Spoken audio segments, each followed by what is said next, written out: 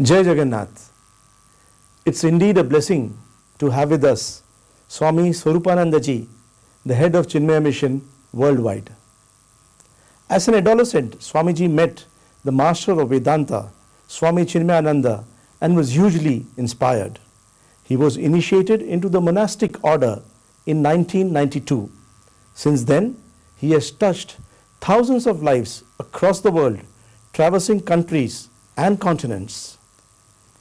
Among the well-known institutes he has been invited to speak at are the Ford Corporation, London Business School, and Harvard University, to name just a few.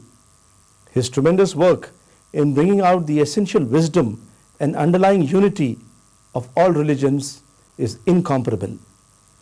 Welcome, sir, to RSTV. Thank you very much. So my first question.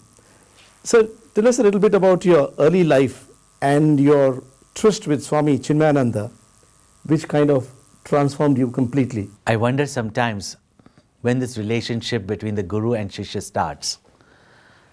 I thought it was after college when I read his commentary on the Bhagavad Gita that inspired me so much and found it to be so relevant and to answer all my life's questions that I probably got introduced to his name and his work.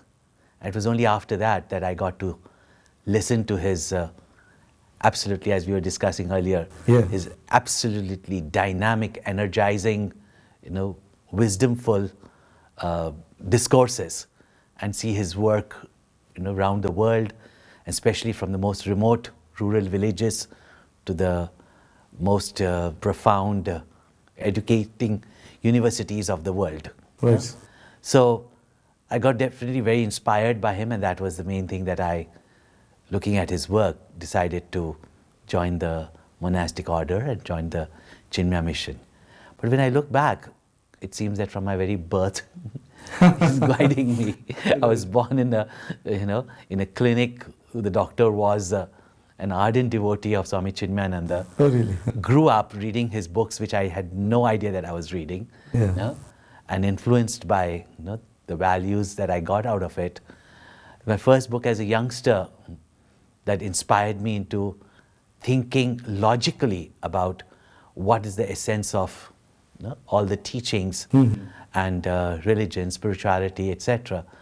Again, was written by one of his disciples. Really? So to say when did it start, I really don't know.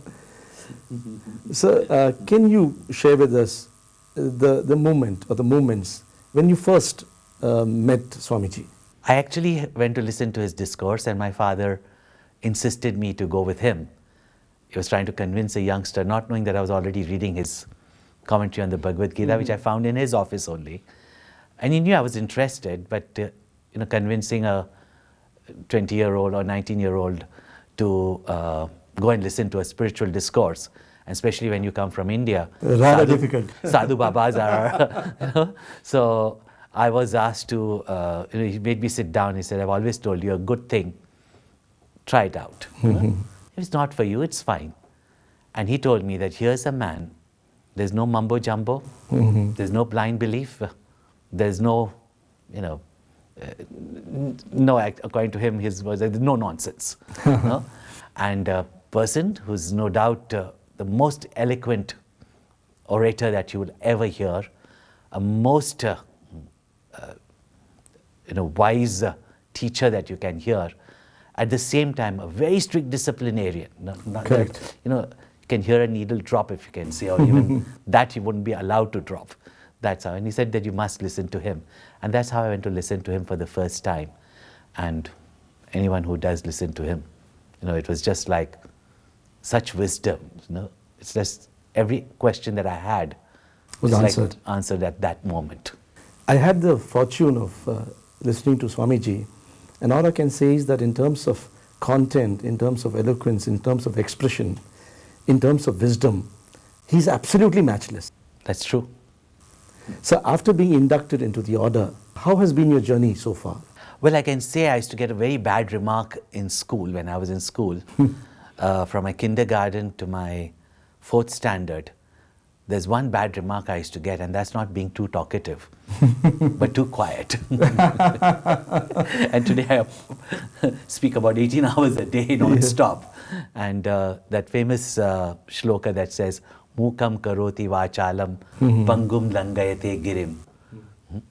By whose grace a dumb person can start speaking and a lame person can start walking. Fits me completely. Can you share with us the mission and vision of the Chinmaya Mission?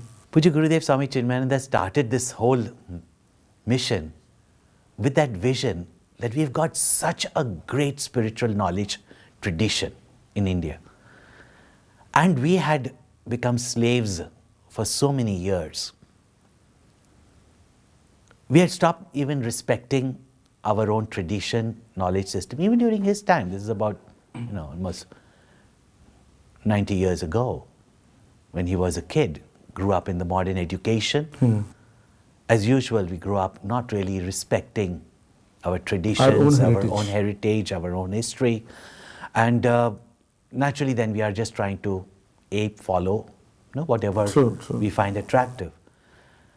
He himself was a very skeptic youngster, was searching for life's questions. He had seen the partition. He was quite dissuaded. And as he very often says, that he went to the Himalayas to find out that how do all these religious people hoodwink the people. But then he met great masters like Swami Shivananda Maharaj and such a great renunciate like Swami Taponji Maharaj.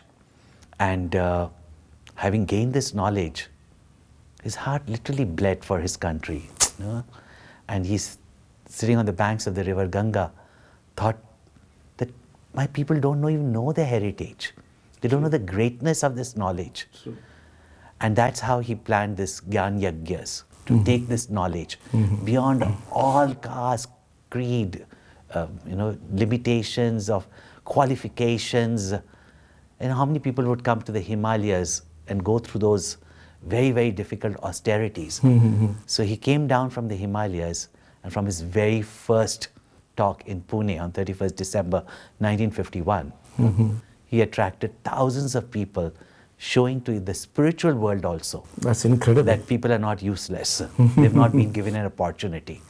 And he brought this highest knowledge of Vedanta to the masses. And today, from the Bal Vihar classes we have around the world, the Yuva Kendra, youth classes that we have, study groups where you don't just listen, but you discuss and get to know the depth of your knowledge traditions, and to live it.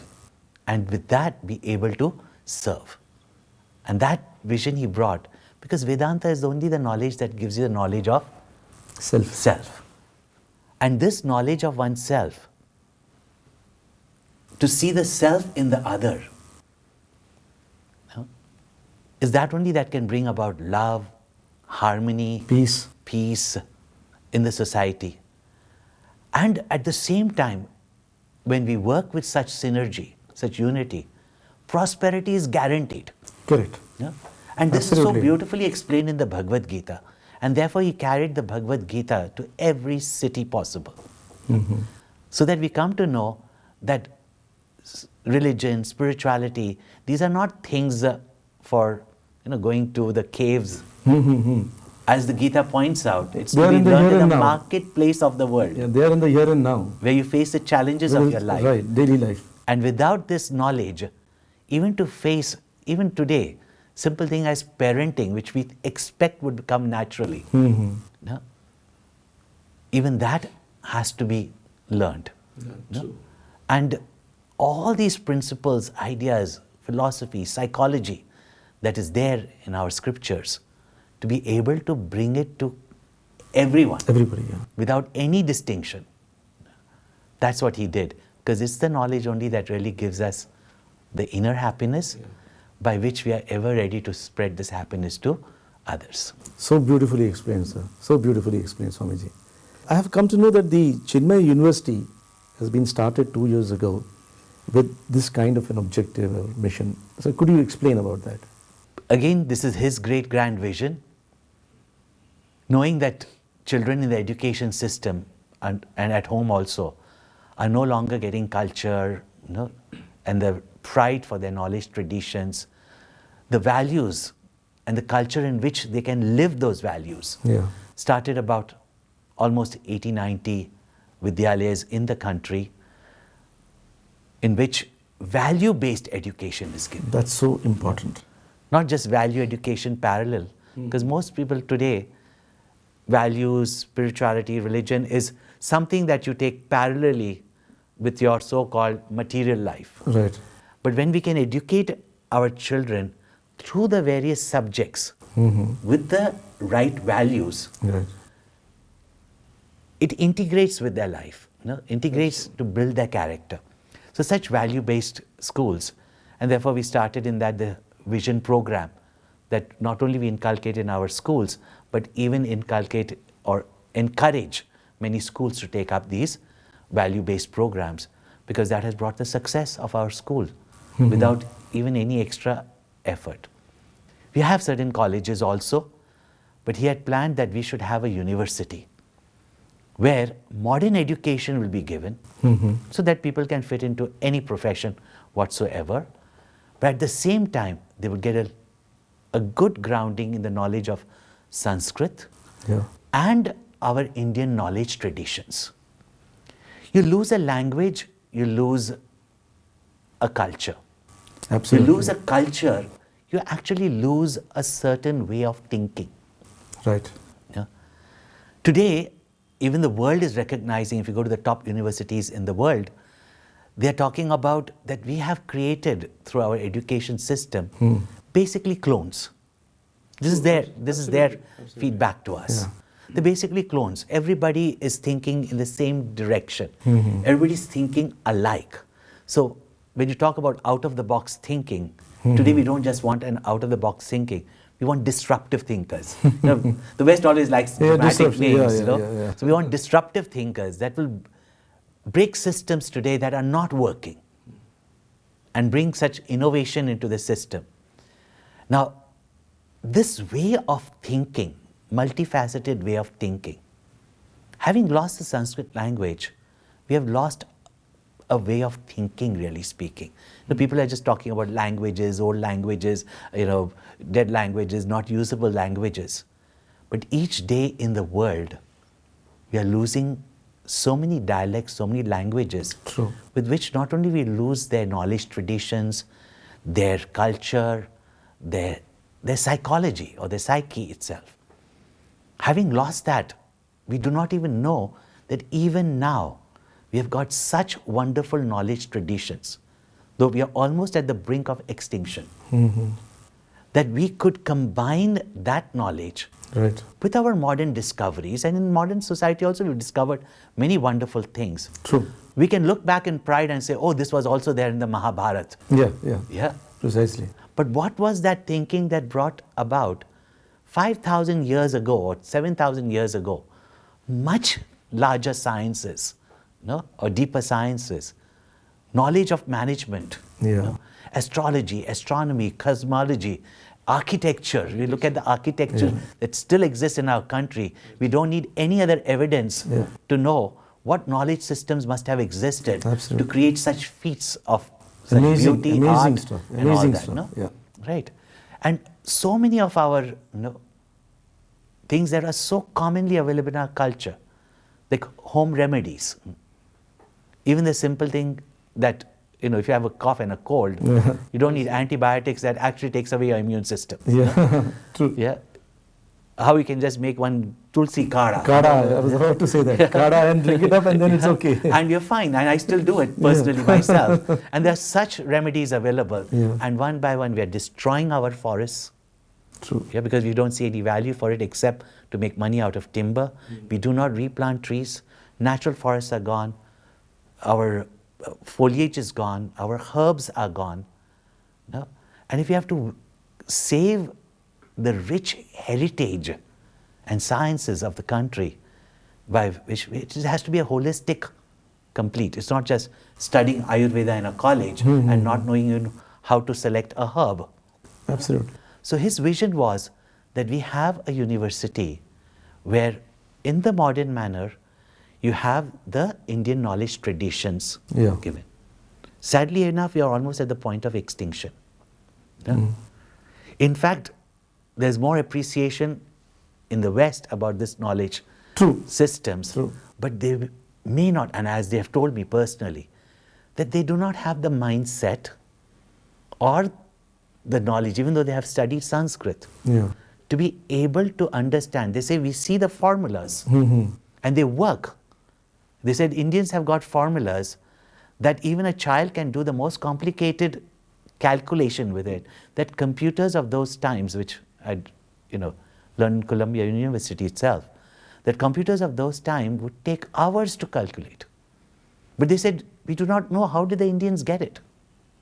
We do not know the procedure by which they got it. No, because they're so procedure oriented. Yeah. But there are learning techniques that we of course use in our spiritual learning that actually teaches us to learn in different manners. And actually all that has been to a great extent lost. To be able to bring up these knowledge traditions and create teachers, academicians, professionals in every field possible that can bring this knowledge tradition to enrich our future. Yeah? Why lose what we have got from the past? Correct. Yes, in the present also we are discovering, but why rediscover the wheel? Again and again. Again and again, and keep going back back forward, not really taking that quantum leap into Right. the future. That's an awesome vision, sir. Awesome. So here I would like to just elaborate on a small issue. You've talked about spirituality. Now in Odisha, this is the land of Lord Jagannath, and we have this Jagannath culture. So I have been doing a little bit of research on that, and then I've realized that it is not simply a culture, it's not a religion, it's not a faith, it's not a dogma. In fact, all these religions and faith and dogma can be found immersed in this Jagannath consciousness. It is so huge, it's a way of life. For example, I'll just give you a couple of examples. For instance, in Jagannath temple, the deities are of 3 different colors, black, yellow and white. And the 3 races on planet Earth are of 3 different colors, black, yellow and white. So the entire universe is found in this one single temple. Then usually what happens is the Lord is with his consort or his wife. This is the only temple where he is with his brother and sister. So you have the celebration of family values. And as far as the 3 deities, 3 different colors, you have the celebration of Vasudhaiva Kutumbakam. There is a festival which is observed here called Margasira Guruvar Puja. That celebrates empowerment of women. So all these things are very much there with us, sir. They are part of our culture, they are part of our tradition, they are part of our heritage. How can we introduce our younger generation, our youth, to this spirituality? See, first of all, we must bring about an adoration, a respect, and make them recognize the value of these knowledge systems, which we do in our children and youth. There's a constant onslaught about these wonderful books of knowledge, only brushed off as religious books, books of beliefs. None of them. Neither even Ramayana, neither Mahabharata, right? Nor any of our saints' literature is something which requires any form of blind belief or superstitions. This was not the creed of India, which together is all called as Hinduism today. But it was not the creed of India. It's a knowledge-based society where various traditions, various ways of thinking were given freedom to point out to us how best we can utilize this life to make it productive, to make society a progressive society, and at the same time to reach those spiritual heights for which we consciously or unconsciously at this moment strive for. Correct. To attain that infinitude within ourselves, to release that potential from ourselves. And therefore everything was geared towards that. That's the basis of all our. Now over a period of time, or as much as people are kind of told that this is how, this is bad, this is how we have even started, believing and practicing also.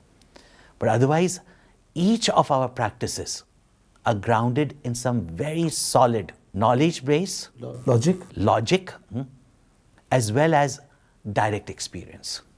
So the self-development course which you have conceived called Make It Happen has been adopted by several corporate organizations.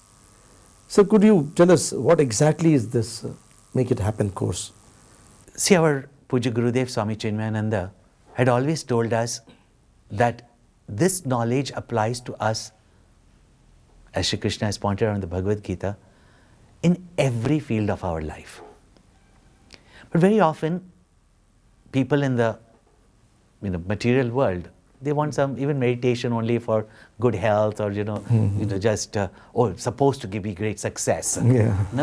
So, like one person came up to me and he said, I hate these people who do meditation courses. So I said, what happened?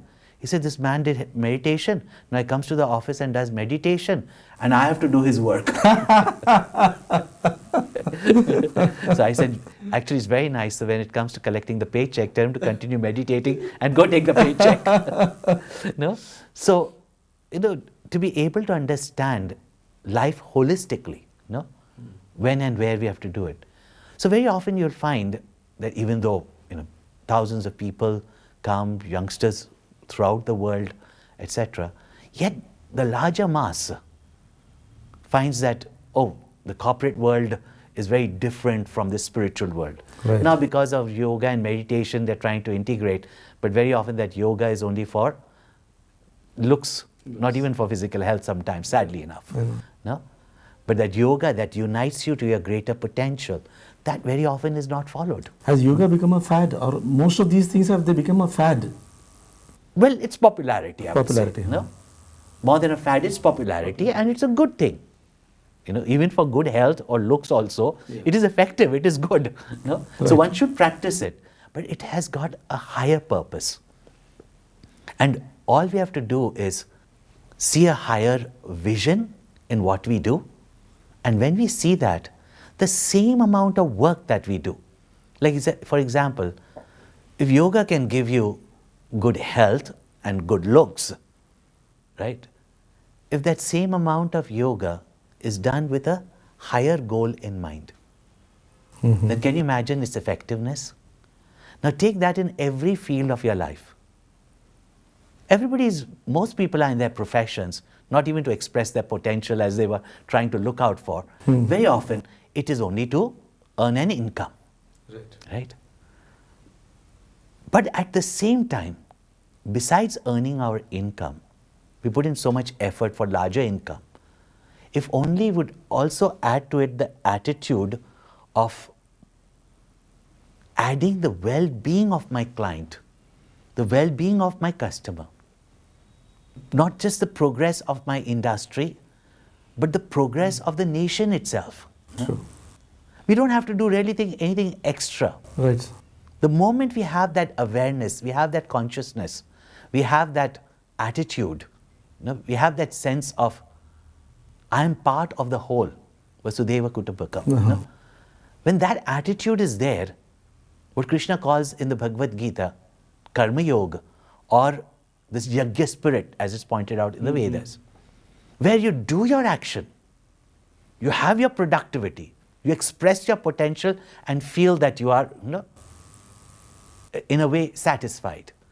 But at the same time, your productivity goes to a great level and you're able to do a lot more for society, etc., with the same amount of effort that you put in, with just the right wisdom, right knowledge, and the right attitude, and the right thought process behind it, or even a change of thought.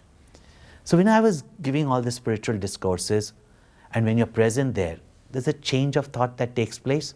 The moment the transformation takes place, everything around you changes, be the change that you want to see. You want to see, But that happens because of the effort of the teacher, the guru, etc. And everybody's just looking out for that. Now, because we make them start thinking, people do practice. They try to understand and live that. Yet, the power of thought, the power of these knowledge bits that have been given, very often we do not see the effectiveness of it. So I wanted to create a kind of a program where we actually do the exercises. First of all, what is it that we want, really speaking? We are not even clear about that. Everybody is searching for something. But what is it that we want? So understanding our want, needs, desires, goals, even that we don't spend time. We talk about goals, goals, goals, but if you ask anybody, what is a goal? He won't be able to say. It's just having more and more is a goal. But that's not a goal. That's not a goal, yeah. That's even just being greedy, that's all. So what's the difference between a goal and being greedy? Yeah. So even that clarity is not there. Sometimes, even in the companies when we say goal, we're talking about greed, we're not talking about goal. We're talking about a linear progress, we're not talking about an expansion. Right. Yeah?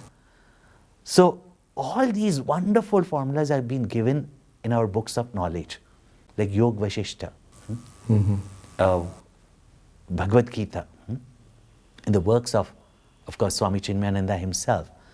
And even as a youngster, I used to keep on noting and trying to live and follow as much as I understood and could follow these subtle messages that used to come through.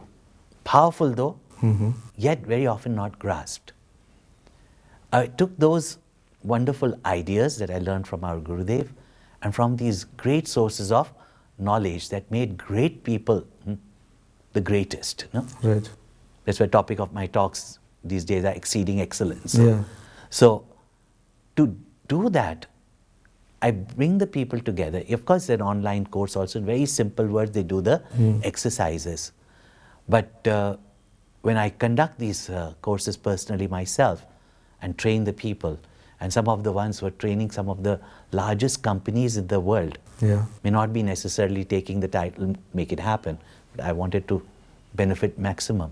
So many of our youngsters who came, learned, developed themselves, you won't believe to what large companies they are taking, and they take only one module of it.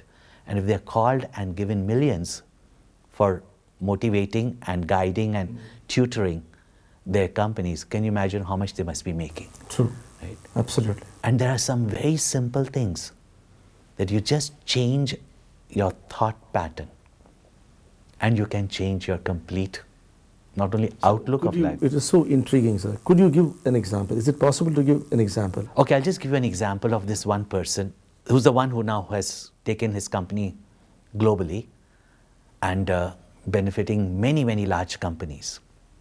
And he keeps coming back. He's been a youngster attending all our Yuva Kendra camps. And I teach them all that openly. There's no hiding, there's not a course or any such thing. Right. So when I designed Make It Happen, he was the first one to come and take the course. And each time he saw a great leap in his career, in his personal life, and relationships, everything. So every time would push me that, Swamiji, let's have it again, let's have it again.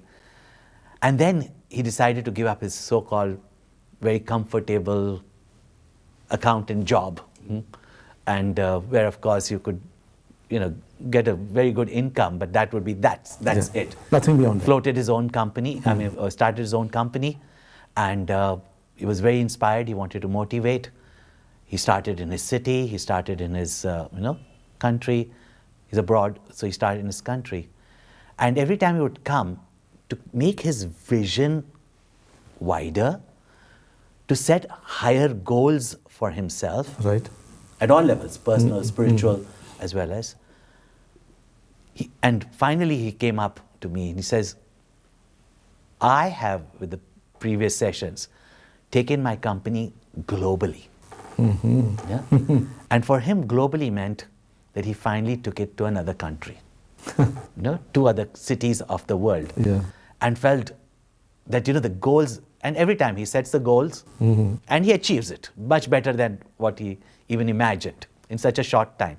So he said, last time I came, and I came with the intent of a global organization, and I must be able to reach out globally.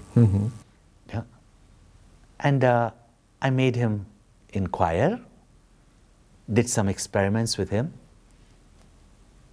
and suddenly he realized that his concept about global was very limited. Oh, See, that you take your company to 2-3 countries, that's not global. that's not global at all. Right? But for most people, it's global. True. So when you limit your thought about even a certain word in your mind, no? You're limiting your goal, and with that you limit your capacity. Capacity. The moment I made him aware of it, what you call what would you say, months, within weeks, no? He got global offers. Yeah? And what he means to say is that what I used to always tell them, but you see, even after doing so many, he kept on expanding, but did not realize that if you keep high goals, but that high goal is not high enough in your mind. Right. So just a change of thought. Yeah, that can Yeah. change the entire perspective. Yeah. It's not by saying, oh, globally I want to go into the entire world. But in your mind, no? So therefore the power of thought. No? And that is what our wonderful scriptures are pointing out to us. Yeah? Change your way of thinking and your world changes. That is so brilliantly explained, Swamiji. There's a book of yours which has a very fascinating title, Storm to Perform, almost like a Steven Spielberg movie or something. Storm to Perform. I hope it becomes one day. So, what is this book about?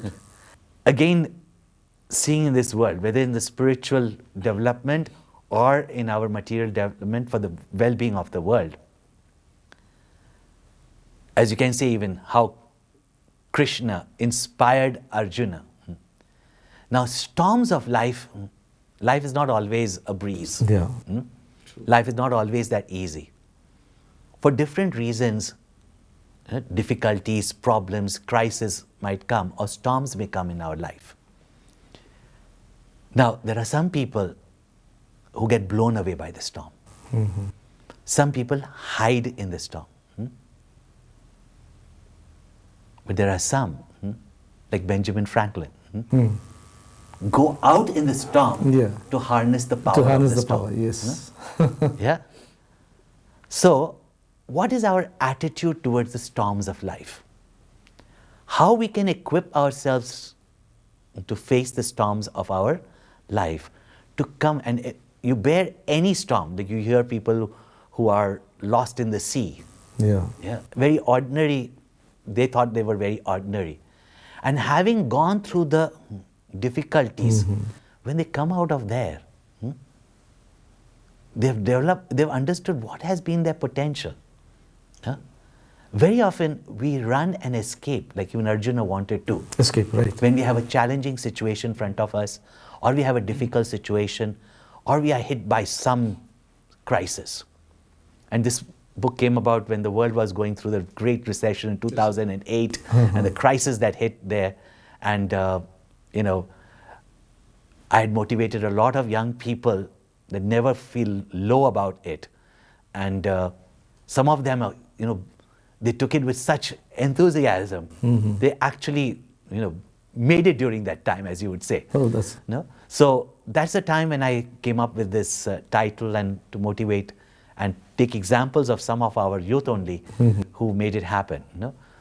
So I could give an example, it would be very hilarious. There was this young lady who has been there ever since she was a little child, so I know her, turned out to be a very, arrogant teenager, defiant and everything. Brash. But these are the people only who go and, they fight through life and all that, and then went and studied in the university abroad during difficult times when her father was going through, not job change, but was fired from the job. She studied, she barely graduated, went again abroad, made millions for herself in such a young age. And, but because she was so dedicated only to her work, suddenly she said, Swamiji, I have to find a life partner. and you have to find me. The best of youngsters come, so you have to find me a life partner. And she just before the market crash, and she was into the markets, she left the job. She just decided. She said, I've made enough money now. Now I have to make my life. So she gave up that job, and she said, I'm going to travel with you now. I said, I normally travel alone, but okay. And I met her right after the recession in her city. And I said, aren't you glad that you got out of the market? She said, Swamiji, sorry. I know I have to make my life. And I wanted to travel with you to learn more for my spiritual upbringing. But this is the most exciting time. I said, tell me, what is this exciting time? So see, you only taught us that always see an opportunity in every calamity. So this is the time. She says, companies are collapsing. And this is wisdom I'm giving to everybody. I'm sharing it with everybody. Companies are collapsing because the markets have crashed. It's not that these companies are actually weak, or their staff is weak, or any such thing, or their vision is not there. It's because the whole markets have crashed. I'm into acquisitions. Right? I'm saving these companies, and I'm bringing companies that can take over at a very good price. These are the most exciting times for me. The storm of the world for her was an opportunity, huge opportunity. Huge opportunity, which she not only did for herself, but she went and many companies would be frightened at that time.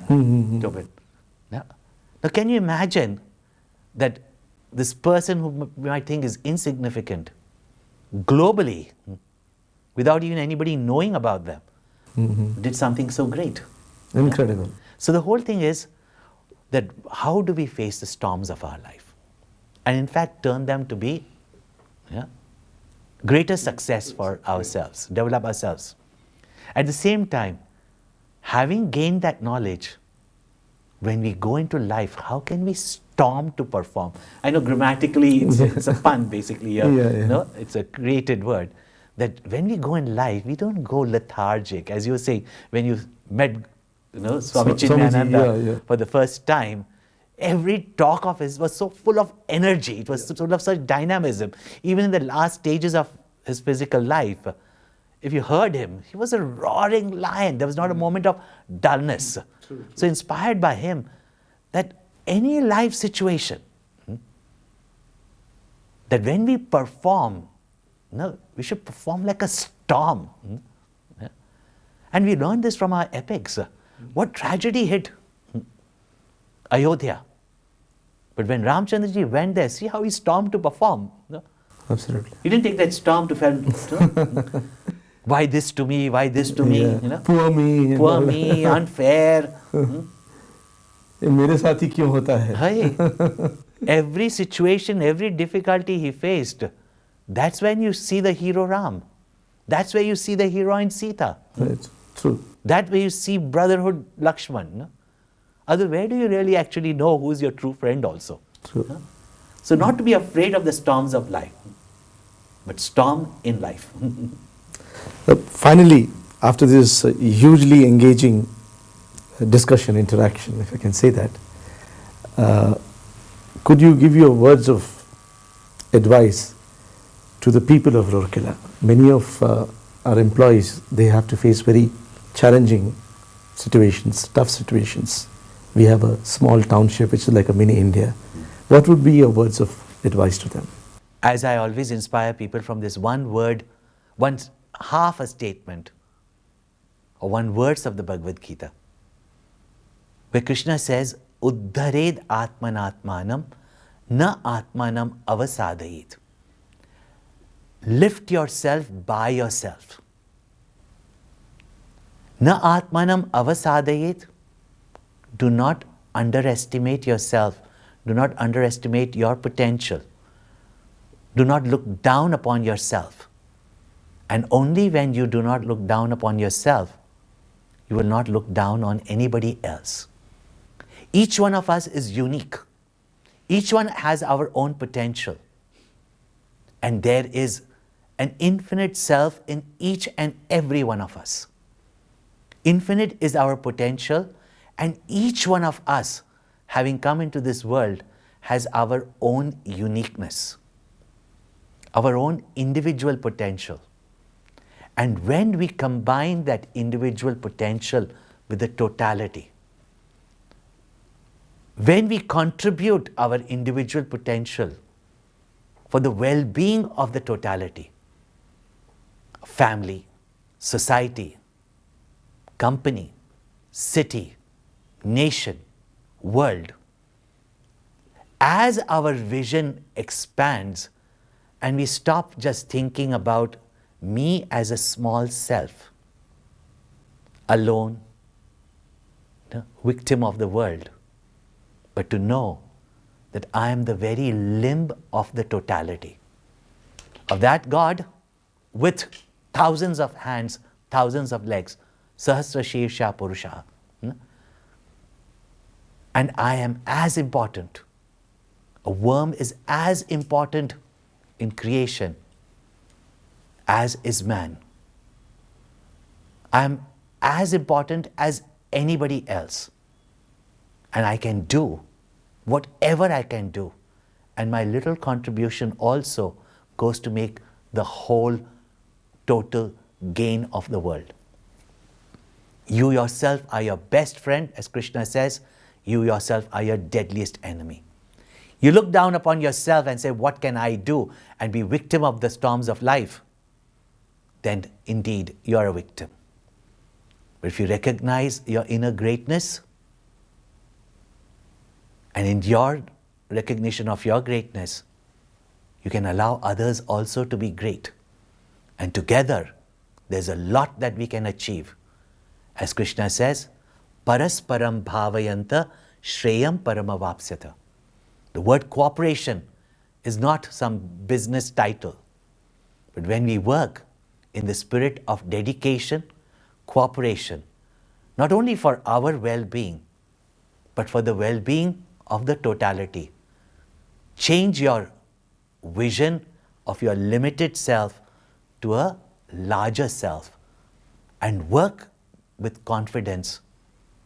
Then you see the whole universe, as you've heard this very often now being told, the whole universe conspires to make it happen for you. Not only individual success will take place, but when the company is successful, when your country is successful, success comes in a golden platter and opportunities come on a golden platter to all of you. Yeah? So think big. As I've given the motto even for our mission. Think big. Think Chinmaya. Chinmaya means think with a larger awareness. This is our name, Chinmaya, not only our Gurudev who was like that, but a larger awareness, a larger identity. And the moment you start doing it, it's unbelievable what in a short time we can do for ourselves and for our nation. Well, viewers, what else can I say? I usually am accused of being extremely loquacious and garrulous, but today I'm at a complete, absolute, total loss for words. The last some minutes have completely fascinated me, enchanted me, and I'm sure you too have been mesmerized by the wisdom, by the thought process and the ideas of Swamiji. I would like to just give a few or share a couple of takeaways. One is, each one of us has to think, to quote Swamiji, I am the limb of totality. Such a beautiful expression. Each of us has to believe that we can storm to perform. And finally, each of us has to think big. Thank you very much, Swamiji. Thank you so much. Jai Jagannath. Jai Jagannath.